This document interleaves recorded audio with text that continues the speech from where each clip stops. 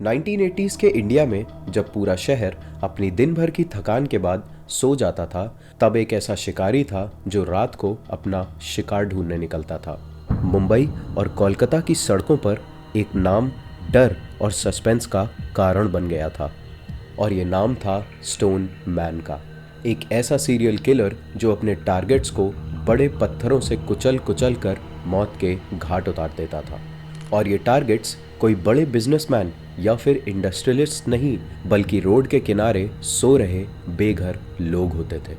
ये एक ऐसी कहानी है जिसमें ना सिर्फ मिस्ट्री बल्कि पुलिस के इन्वेस्टिगेशन के चैलेंजेस और एक सीरियल किलर के साइकोलॉजिकल प्रोफाइल का भी जिक्र है।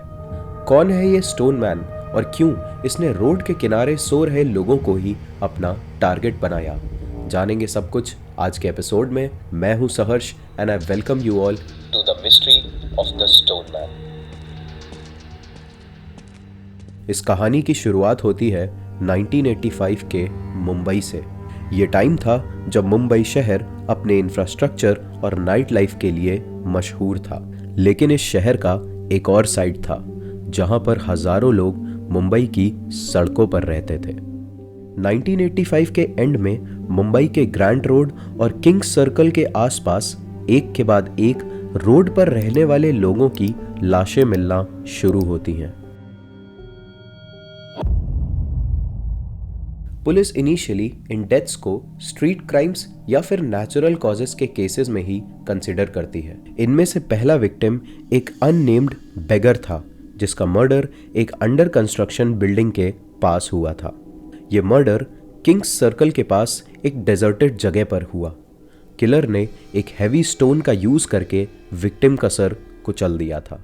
1985 से 1988 तक मुंबई में ऐसे ही 12 मर्डर्स हुए।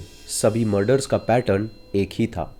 विक्टिम के सर के पास एक बड़ा सा पत्थर मिलता था और उसी पत्थर से उस विक्टिम का सर कुचला गया होता था।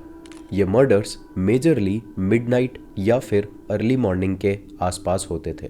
किलर ऐसे बेसहाय और गरीब लोगों को अपना शिकार बनाता था जो रोड के किनारे सो रहे होते थे। मुंबई पुलिस ने इनिशियल इन्वेस्टिगेशंस में कुछ भी सिग्निफिकेंट नहीं पाया। ना ही कोई विटनेस था, ना ही क्राइम सीन पर कोई फिंगरप्रिंट्स या फिर कोई और एविडेंस मिला था, और उस समय सीसीटीवी कैमरास भी नहीं होते थे।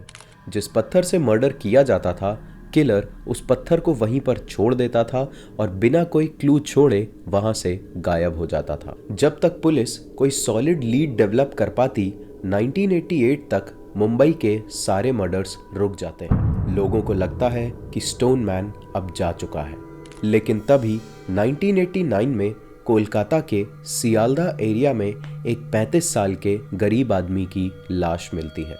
इस आदमी का नाम पुलिस के रिकॉर्ड्स के हिसाब से जगन मोहन डे बताया जाता है। उसका मर्डर रात के 1 बजे हुआ था और क्राइम सीन पर एक बड़ा सा पत्थर बरामद हुआ था जिससे जगन के सर को कुचलकर उसकी हत्या की गई थी। The stone man was back, but this time in Kolkata.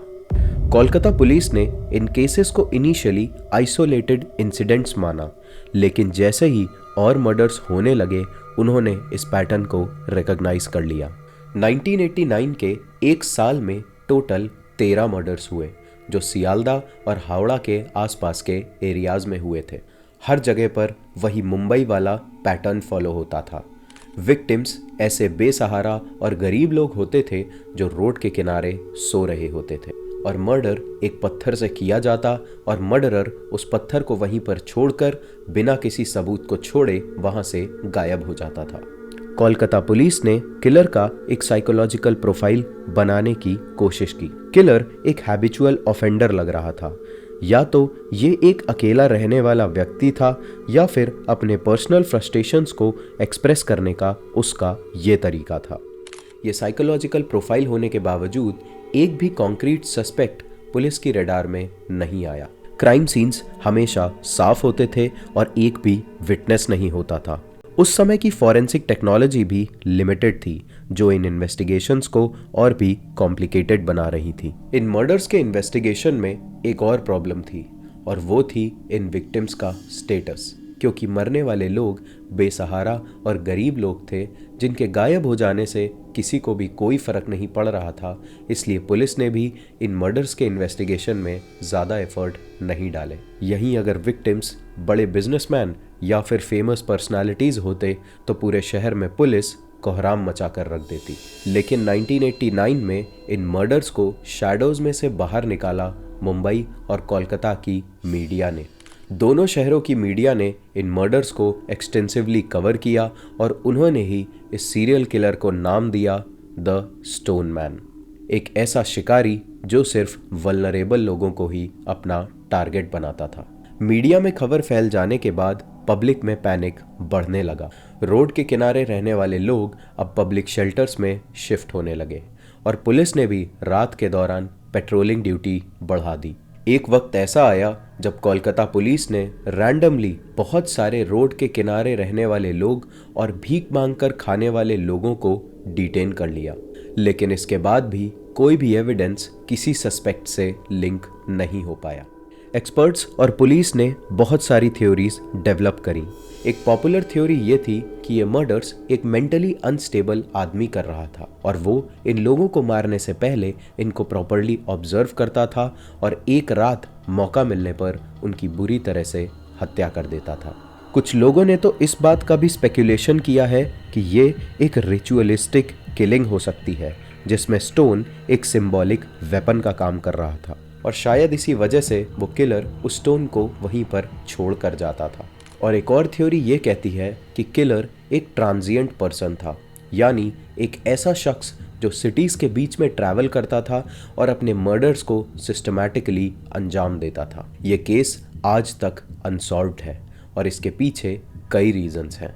Witnesses का कंप्लीट एब्सेंस और विक्टिम्स के वल्नरेबल स्टेटस ने पुलिस के काम को और मुश्किल बना दिया। फॉरेंसिक और सर्वेलेंस की कमी एक मेजर फैक्टर रही। किलर का अपने क्राइम्स को सिस्टमैटिक और रेपिटेटिव तरीके से करना भी एक रीज़न था कि पुलिस कभी उस तक नहीं पहुंच पाई।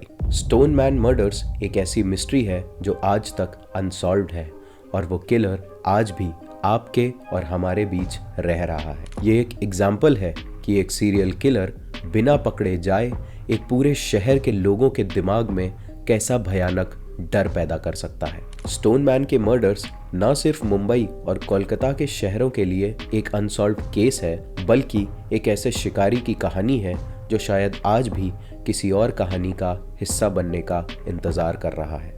ये था आज का एपिसोड। मिलते हैं नेक्स्ट केस में, तब तक stay safe and take care. Good bye.